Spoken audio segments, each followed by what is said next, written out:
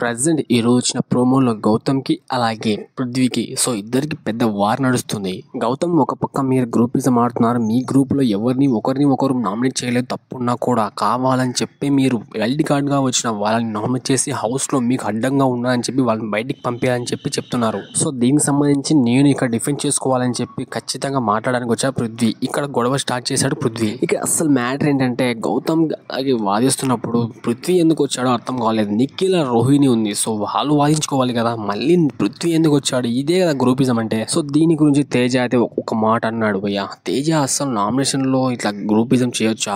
అదే విధంగా ఇటువంటి వాదనలకు గ్రూపిజమ్స్ కి అన్న తేజ అయితే సపోర్ట్ చేయట్లేదు అని చెప్పి నాకైతే ఇష్టం లేదు ఇలా చేయడం అని చెప్పి అన్నాడు. అన్న విషయానికి వచ్చేసరికి ఇలా ఉంటుంది కదా, మరి అన్నే లాస్ట్ సీజన్లో తెలుసు కదా సందీప్ మాస్టర్ని ఏ విధంగా రీజన్ లేకుండా మరి నామినేట్ చేశాడు.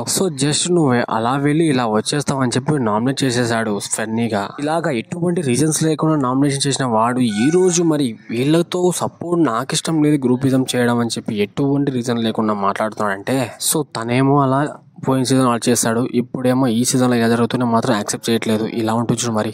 ప్రజెంట్ ఏదైతే ముందు కానీ హౌస్లో అయితే పృథ్వీకి అలాగే గౌతమ్కి పెద్ద వార్ నడుస్తుంది.